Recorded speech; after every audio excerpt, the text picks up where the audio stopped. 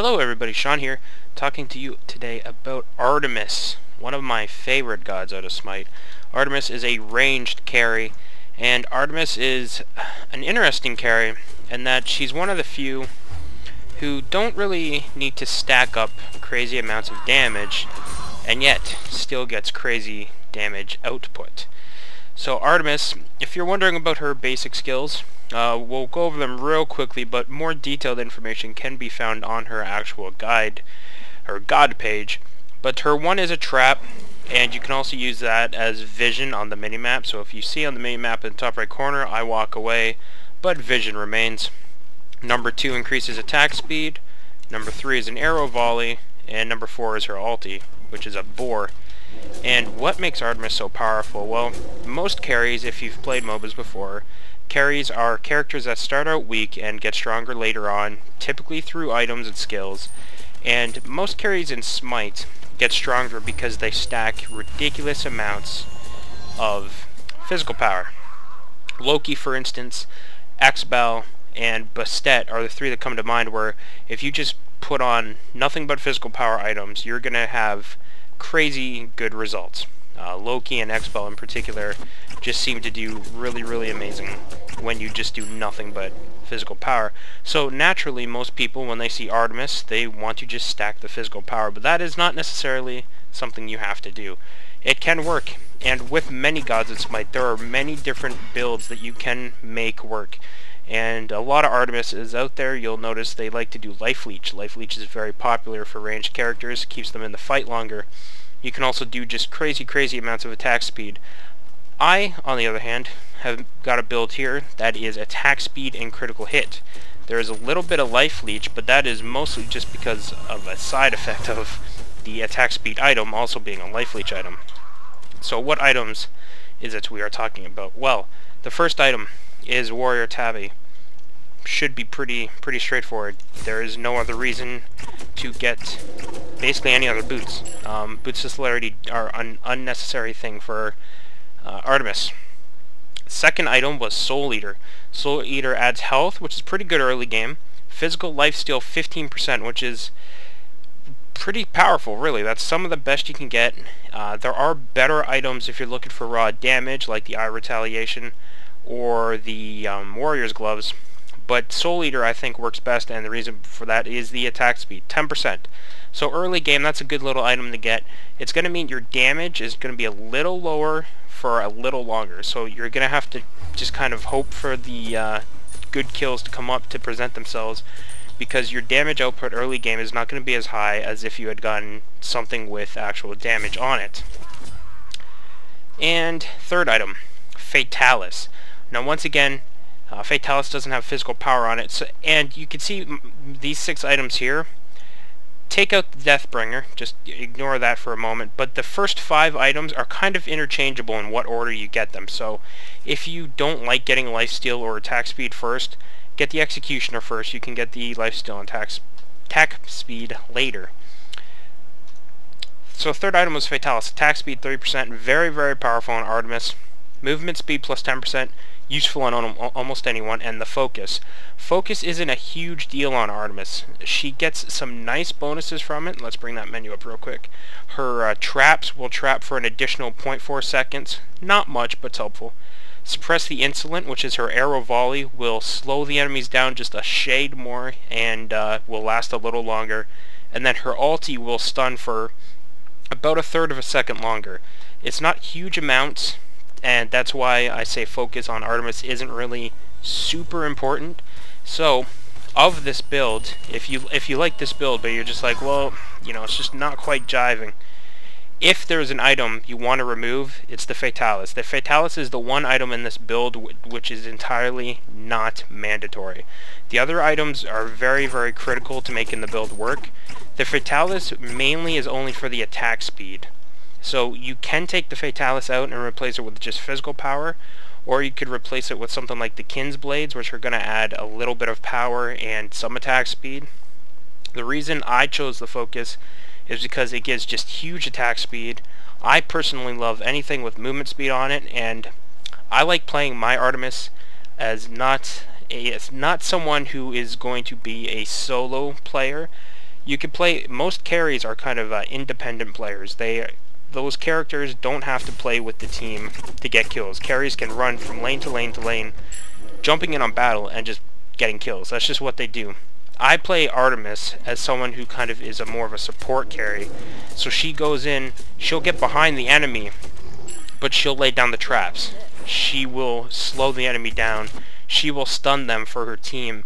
And really, I play Artemis, and this build helps to play Artemis more as a support carry. But like I said, if you remove the Fatalis and put in something that's going to add more damage, you can certainly change her into a more of a singular carry and just kind of do that lone gunman route. But back to the items. So the last three are Executioner, which is almost mandatory on any carry, and then Rage and Deathbringer. So if you've watched any other videos, you know why I picked these. Rage and Deathbringer just go hand in hand. They give you collectively 50% critical strike chance increase. They both give you power. Okay, it's only 20. I was going to say 30. 20 on the Rage, 50 on Deathbringer, so you get a total plus 70 power. And you also get 15% attack speed on the Rage. So, two really big crit chance items at the very end. And you also get 6% on your boots, if you're really wondering. But I said earlier that I have an attack speed and crit chance build. So why do I specifically go for crit chance? Well, in these videos I'm trying to find that kind of one thing that's going to make each character more, that makes that character unique. And in Artemis's case, it's her passive and her 2. So her passive, Artemis gains a 5% critical strike chance buff on each successful hit within 4 seconds.